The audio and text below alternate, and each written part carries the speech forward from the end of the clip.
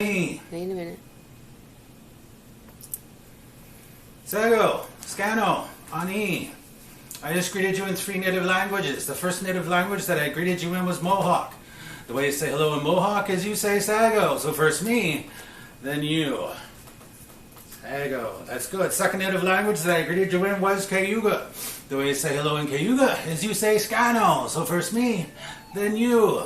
Scano. Third native language that I greeted you in was my language. My name is Aaron. I am Ojibwe, Chippewa Nawash Band. My home reserve is called Cape Croker, which is about half an hour south of Tobermory, which is about 5 hours away from Toronto, Ontario. The way that my people say hello is we say Ani. So first me, then you. Ani. The way you guys say hello is you say hi. I'd like to say many Yahweh, Shimigosh, many thank yous for inviting me to the city of Burlington. I am the owner-operator of White Pine Dancers. We have been performing with the city of Burlington at numerous festivals and numerous schools.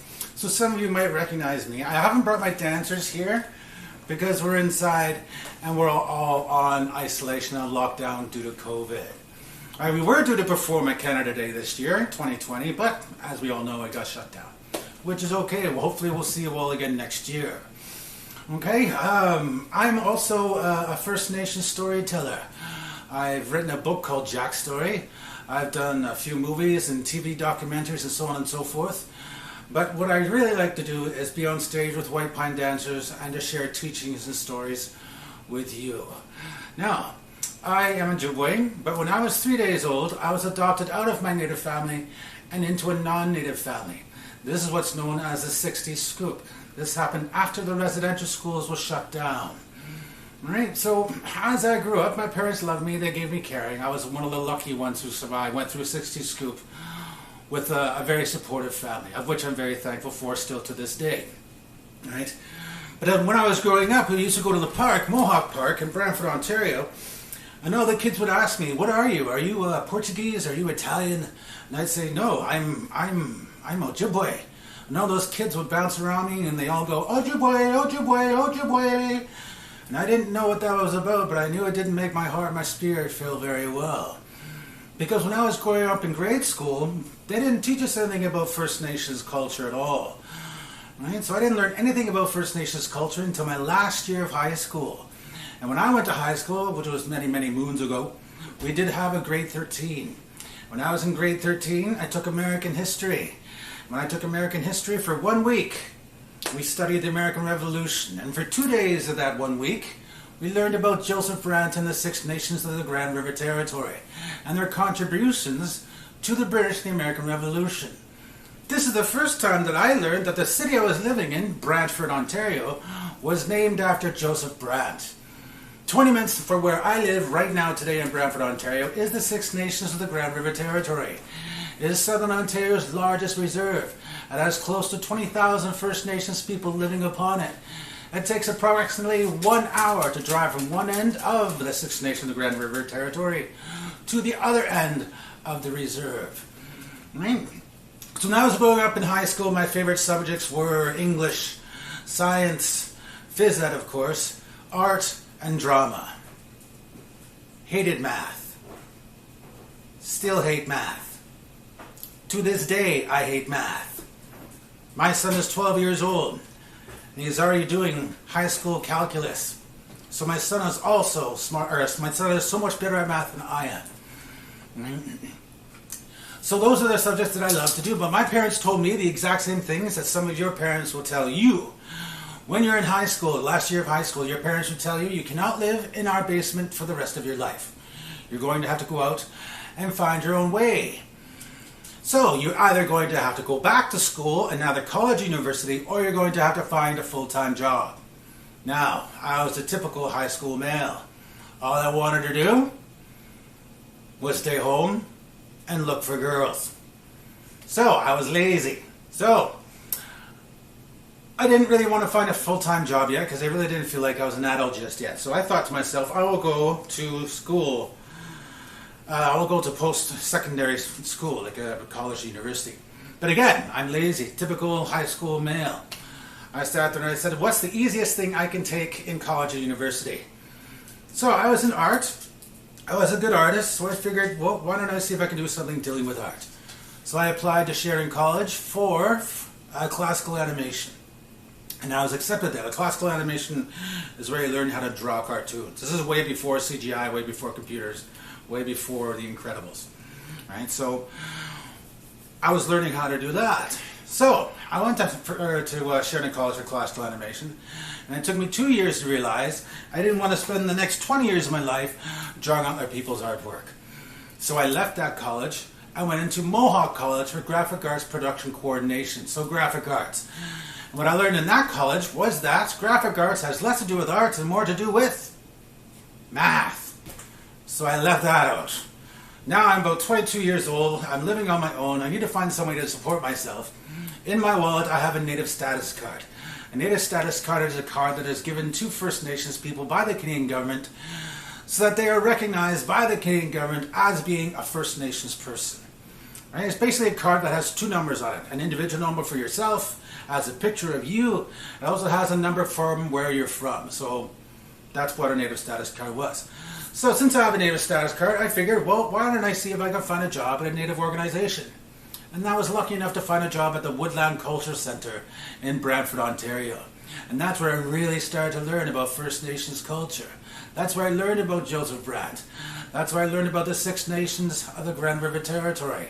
The Mohawk, Seneca, Onondaga, Oneida, Cayuga, and Tuscarora. I learned all about those guys. I was there for 5 years. When I first got there, I was the guy who would draw stuff for the tour guides to take through the museum. So the tour guide would hold up a picture of a longhouse and say, "This is a longhouse." I would say, "Well, I drew that." And then they would hold picture up of a wigwam. And well, I drew that. Right? But I was always there learning and studying. I took every kind of a workshop I possibly could.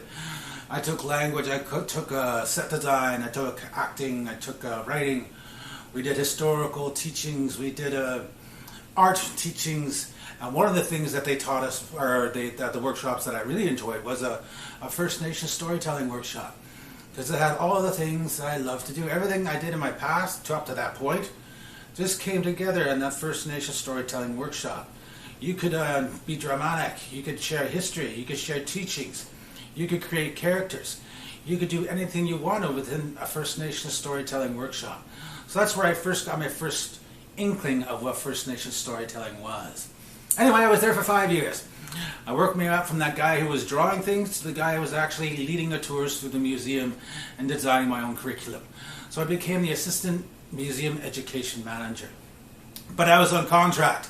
And for all your parents out there, if you're watching this, I'm sure you guys all know what contracts are. Contracts mean that there is no job guarantee for what you're doing. So it doesn't matter if you're doing an excellent job or winning awards. If your contract is up, you are up. So after 5 years, my contract was up. So I had to find another job. I actually came to St. Catharines. Now I was a youth worker at the Niagara Regional Native Friendship Centre. Then I was at the Fort Erie Native Friendship Centre. But again, my contracts were done, and I moved back to Brantford. And that time, they were just opening up a new First Nations facility called Ganada Native Village. And that's where they were rebuilding or reconstructing a 17th century Iroquoian village. And they were doing it the way they would have done a long time ago. So I got involved with that. And again, when I first got there, I was the guy who was cutting the lawns and doing landscaping. But then they learned a little bit more about my history, so they started letting me guide tours and actually create some of the stuff that was in the village. And by the time we were done there, we had won awards for the Canadian Tourism Commission for Best Winter Cultural Event. We won awards for our curriculum design, because at that time, Ganada Native Village was the only tourist attraction that was led about First Nations culture by First Nations people. So we were allowed to share our culture the way that we wanted to share it, which was something that was very different. Right? Because even at the Royal Ontario Museum at the time, they would have their tour guides go through the First Nations sections, and it wasn't First Nations people going through here. So they were talking about First Nations in the past tense. They would say, they used to be like this. Whereas we wanted to say, we're still here. We still have everything that you guys have. We have internet, we have TV, we're doctors, lawyers, teachers, negotiators, but we still follow along with our First Nations culture. We still follow along with who we are. Right? But again, contract was up at Kanata Native Village, so I had to find another way. So after about 15 years of working in the First Nations industry and losing my job, not because of what I was doing, but because it was out of my hands, I finally thought to myself, well, you know what? If anybody's going to fire me, it's going to be me. So I started my own business, which was White Pine Dancers. And that's what we're still doing to this day, almost another 13, 14 years later. White Pine Dancers has performed at Pier 21 in Halifax. We've been at Folklorama Festival in Winnipeg. We've been to Calgary, Ontario. We've been all over Ontario. Right from Windsor all the way over to Kingston, all the way up north to Red Lake, and down south to Toronto, Burlington, Oakville. I don't think there's a city or a town that we have not been through. We're more used to being on the road than being at home way back in the day, except for now. Because right now we're all literally going crazy due to this isolation and COVID. I think I've watched every single YouTube video out there, every single TV show on Netflix. I've watched every single movie in my library. So I think we're all going a little bit stir crazy. So one of the things that the city of Burlington has asked me to do is to come in here and share with you a little bit about myself and about First Nations culture and history. So this first segment is just a little bit of teachings about who I am and where I come from. Right? I have 4 children. My youngest is Jack. My middle daughters are Kira and Chelsea. And my other son is named Joey. And I'm sorry, my 5th son, he tragically passed away this past October. He would have been 27 in July.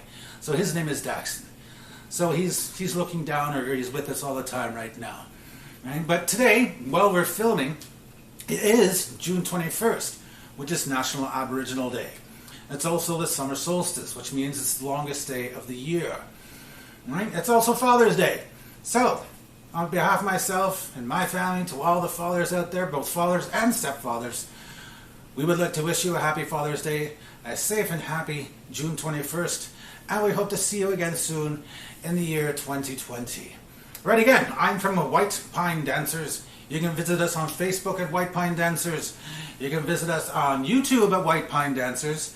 And you can visit us on our website at whitepinedancers.ca. So in the next segment, we're sharing more teachings about First Nations culture, and we'll also be sharing some stories for all ages, all right?